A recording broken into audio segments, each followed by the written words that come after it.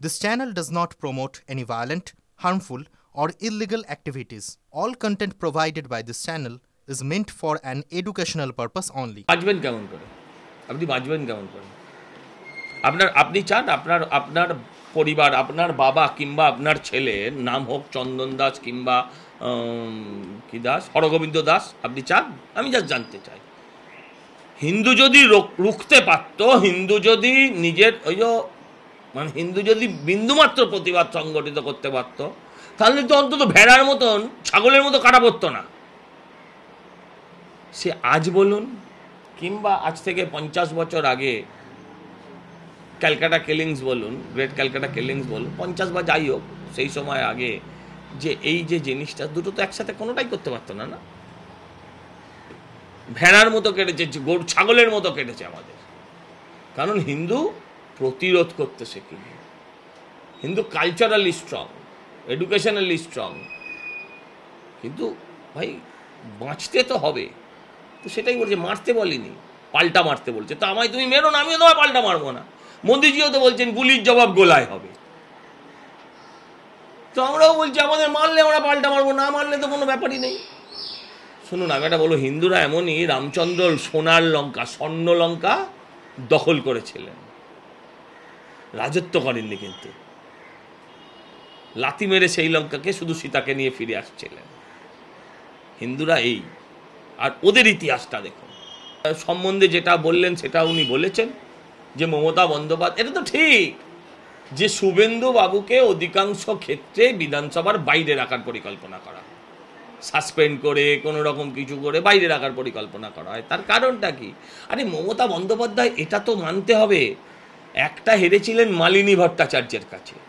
উনি জীবনযাত্রা শুরু করেছিলেন রাজনীতি সোমনাথ ভট্টাচার্যকে হারিয়ে, তো সোমনাথ চ্যাটার্জিকে হারিয়ে। তো সোমনাথ চ্যাটার্জিকে হারানোর পরে তিনি হেরেছিলেন একমাত্র মালিনী ভট্টাচার্যের কাছে, তখন মমতা ব্যানার্জি হননি। আর ফুল ফ্লেজেড 2 টার্মসের মমতা ব্যানার্জি, 294টা আমায় দেখে ভোট দাও, নিজে যেচে নন্দীগ্রাম নেওয়া আর নিজের মুখ নিজে পড়ানো মমতা ব্যানার্জি শুভেন্দুবাবুকে দেখে হাঁটু কাঁপবে না, তো কার কাঁপবে? তাই হিন্দুদের বাদ দেওয়ার কৌশল তারা প্রথম থেকে চালিয়েছে। বহিরাগত বলতে কাকে বুঝিয়েছিলেন মমতা ব্যানার্জি? বাংলাদেশিদের। বহিরাগত ভোটার তালিকা এবং তার যা ইনস্ট্যান্স তিনি দিয়েছিলেন, কোনোটাই কি বাংলাদেশির ইনস্ট্যান্স? সবকটা রাজ্যের নাম ছিল মুসলমান, আর তারপর দেখা হয়েছিল বিহারে, হরিয়ানায়, ইউপিতে সেই নামের ভোটার আছে, আর তো কিছু না বলে আমি মনে করি না। এটা একটা দলের পলিসি, সেই পলিসিটা জানিয়েছেন। আর পলিসিটা যদি আপনার চোখে কৌশল হয়, সেটা তাই। লক্ষ্মী ভাণ্ডার ইলেকশনের আগে বাড়বে, সেটাকে আপনি কি বলবেন? কৌশল? না আমি বলবো কৌশল, মমতাদি বলবেন যেটা গভর্নমেন্টের পলিসি। হয়ে গেল, অপারেশনটা আমাদের রাজনৈতিক কৌশল। তো কেন করবো না বারবার ব্যবহার? আরে কেন ব্যবহার করবো না? আপনি আমাকে বুঝিয়ে বলবেন। যদি আপনি ভালো কাজ করেন, সেটাকে আপনি ব্যবহার করবেন না কেন? ইন্দিরা গান্ধী আমাদের থেকে চলে গেছেন, 50 বছর পার হয়ে গেছে। 50 না, কত বছর হলো? 40 বছর। 84 সালে মারা গেছেন, 2024-এ গিয়ে তাহলে কত বছর হচ্ছে? হ্যাঁ, 40 বছর, 41 বছর হয়ে যাচ্ছে। আজ তাদের ইন্দিরা গান্ধীকে মনে পড়ছে। আমি প্রশ্ন করি, ইন্দিরা গান্ধী স্বাধীন করেছিলেন বাংলাদেশ? তাহলে ইন্দিরা গান্ধী স্বাধীন করেননি তো। আপনাকে যদি জিজ্ঞাসা করা হয় তাজমহল কে করেছিল, শাহজাহান না মিস্ত্রিরা? আমি মিস্ত্রিকে, শিল্পীকে আমি ছোট করছি না, নিশ্চয়ই আমার সেনাবাহিনী করেছে, আমার সেনাবাহিনীর জওয়ানরা করেছে। যেমন বাংলাদেশে আমার সেনাবাহিনীর জওয়ানরা নিজের রক্ত বলিদান দিয়ে, হাজার হাজার রক্তের বলিদানে আমরা একটা বীজ বৃক্ষ ওখানে পুঁতে এসেছিলাম বাংলাদেশ নামে। আমার প্রশ্ন হচ্ছে, এখানেও সেনাবাহিনী করেছে, ঠিকই তো। রাফেলটা কে কি নিয়েছে? S-400টা কে কি নিয়েছে? অন্যান্য ওই যা বোম্বাস কে বানিয়েছে? কিন্তু মোদিজি বানিয়েছেন। সবই সেনার মাধ্যমে হয়। সেনাকে ছাড় কে দিয়েছে? অপারেশনের রাইট কে দিয়েছে? অপারেশনের নাম কে দিয়েছে? হ্যাঁ, নামের মধ্যে কৌশল আছে। আপনি আপনার নাম দেওয়ার সময় বাবা মা ভেবেছিলেন, মমতার বাবা মাও ভেবেছিলেন যে নাম দিচ্ছি মমতা, তার মধ্যে মমত্ব থাকবে, কিন্তু ও এমন নির্মমতা হয়ে যাবে তখন বুঝতে পারিনি, তাহলে দিত না এই নামটা, আমি শিওর।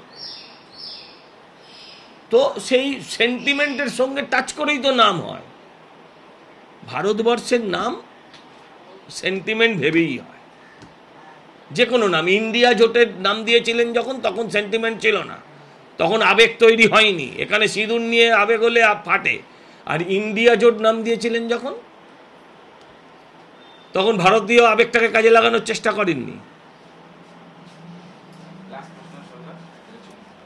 মন্ডলের মতো এবার তৃণমূল বিধায়ক হুমায়ুন কবিরও বলছেন বেলাগাম আক্রমণ, বিরোধী দলে থাকলে থানাগুলোকে শায়েস্তা করে দিতাম। তো উনি তো বিরোধী কাল সকালে হতে পারে, হাতে বেরি পড়ানো আছে, তাই কিছু করতে পারছি না।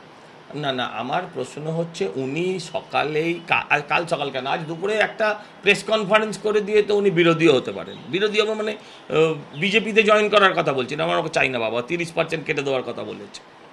কিন্তু আমার প্রশ্ন হচ্ছে উনি তো কাল সকালেই বিরোধী হতে পারেন, বিরোধী দেরি করছেন কেন? শায়েস্তা যদি করবার দম এবং হিম্মত বা ইচ্ছে কিছু থেকে থাকে তা বিরোধী হয়ে যান। আর আমাদের বাংলা একটা গান ছিল, ও তোর গলায় দড়ি কে পড়ালো, ওর হাতে বেরি কে পড়ালো? যে বেরিও খুলতে পারছে না, ওই বেরি পরেও 30%কে কেটে ভাসিয়ে দিতে পারে, আর 4টে পুলিশকে শায়েস্তা করতে পারে না। এ কেমন বেরি বাবু? শুনুন, আমি জানি না এর আগামী ভবিষ্যৎ কি। কদিন বলছে এদিকে বেরি পড়ানো আছে, কদিন আগে বলেছে মুর্শিদাবাদের টিকিট আমি বাঁটবো। কোন দলের বাঁটবো বলেনি। তার আগে আরেক জায়গায় বলেছে যে মুর্শিদাবাদের বাইরেও যেখানে মুসলিম প্রার্থী আছে সেই মুসলিম প্রার্থীকে ভোট দিয়ে দিন। মানে উনি দলের বিরুদ্ধে ভোট দেওয়ার আহ্বান জানিয়েছে। তো ওনার ভবিষ্যৎ কি, উনি কি করতে চান সেটা বলতে পারবো না। কিন্তু বেরি ওনার কিছুই পড়ানো নেই, নিজে পড়ে আছেন। আর বিরোধী চাইলে কাল সকালে হয়ে যেতে পারেন। ফালতু আওয়াজ দিয়ে বাজার গরম করছেন, হ্যাঁ, পুলিশকে আরেকবার অসম্মান করছেন। আর পুলিশের মান সম্মান বলে কিছু নাই।